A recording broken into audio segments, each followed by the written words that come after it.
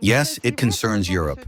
You have spoken a lot today about the situation there, about our relations, but nevertheless, perhaps we can still make some additional efforts, specifically efforts at the diplomatic level, so that we are finally heard and understood in the European Union and in Europe as a whole. Is this possible, in your opinion?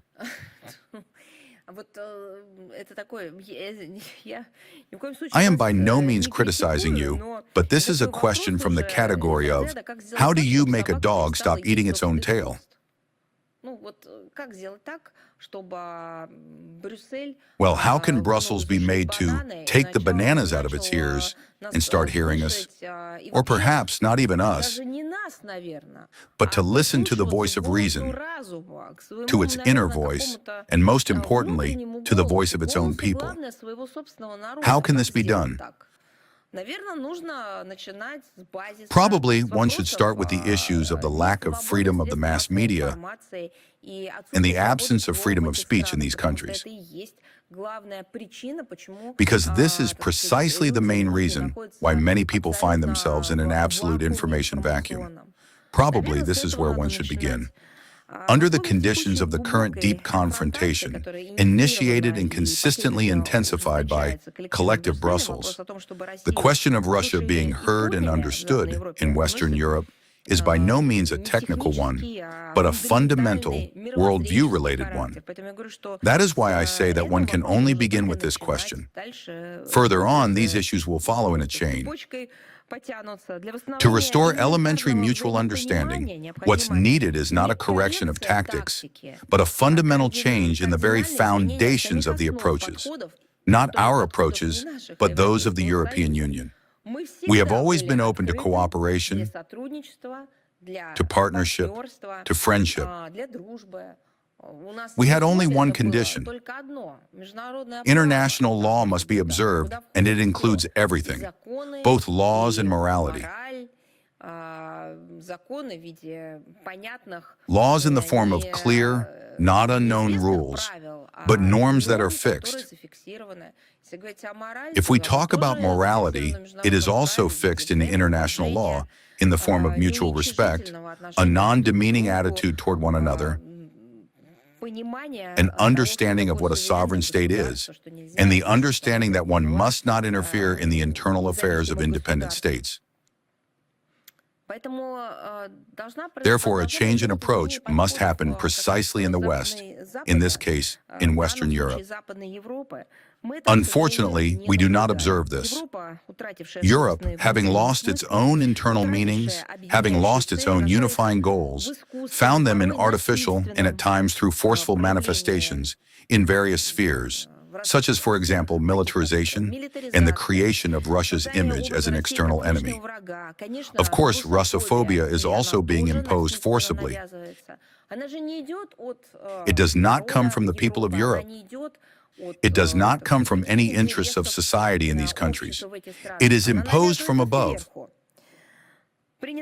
The adopted rearmament programs amounting to hundreds of billions of euros and the legal codification of deadlines for readiness for direct conflict, precisely set for the 2029 to 2030 timeframe, speak not of a desire to build a European security architecture, but of a deliberate preparation for war.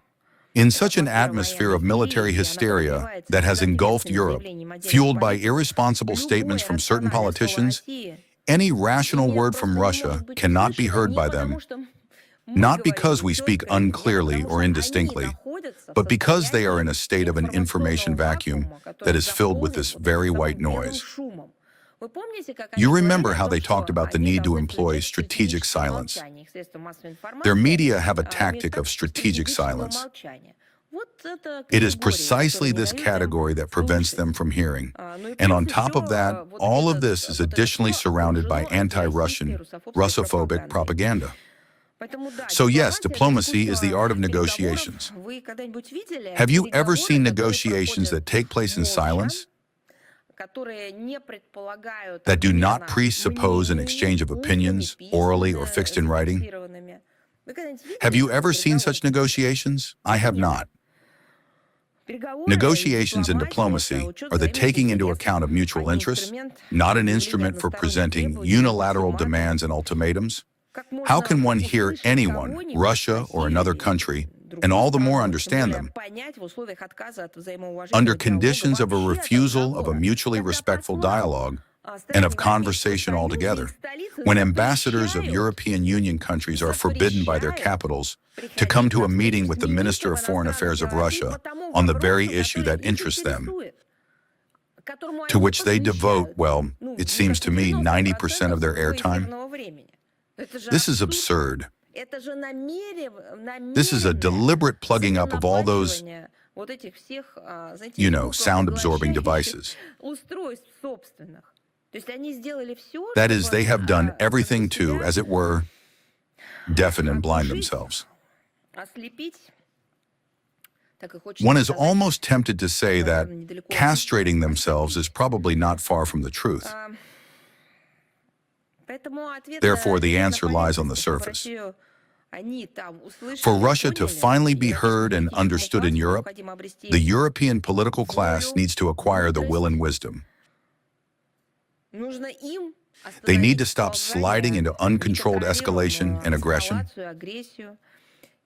And I repeat, the main thing is to finally hear the voices of their own people, of the electorate, and to give them their lawful right to free expression of will, which has been stolen from them.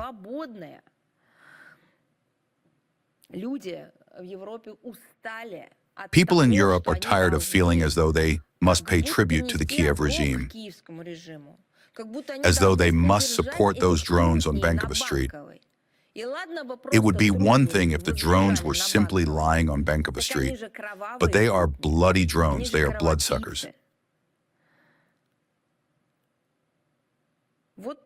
Well, I think this is the answer. All of this must be done not from a position of force, because this collective minority has no force, but from a position of common sense, of assessing one's own mistakes, working on one's own miscalculations, and emerging into reality from surrealism.